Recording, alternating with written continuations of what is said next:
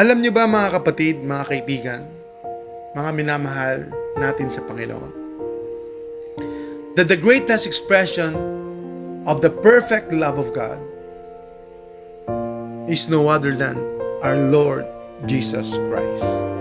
Siya ang pinakadakilang kapahayagan ng pag-ibig ng Diyos. Ang pagkakatawan tao ng ating dakilang Diyos.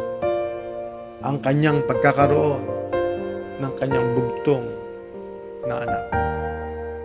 Sapagkat sa pamamagitan ng ating Panginoong Jesucristo, lalong higit nahayag at nabigyang buhay ang damdamin, kalooban, panukala ng ating butihing Diyos na sa pamamagitan ng kanyang layunin at panukala, ipinadala niya, isinugo niya ang kanyang bugtong na anak.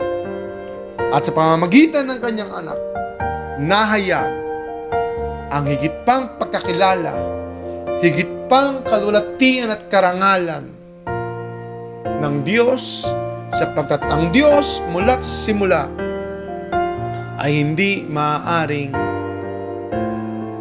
makahalupilo at makisalamuha sa mga tao. Ngunit sa pamamagitan ng anak, ang Diyos ay nahayag, gayon din ang kanyang layunin, maging ang kanyang kapahayagan ng kanyang pag-ibig sa tao. Ang pinakadakilang kapahayagan ng pag-ibig ng Diyos ay walang iba kundi ang ating Panginoong Jesucristo. Kung kaya dapat po nating maunawaan at maintindihan ang kaibuturan ng pagpapakababa at pagsuko ng ating Panginoong Hesus.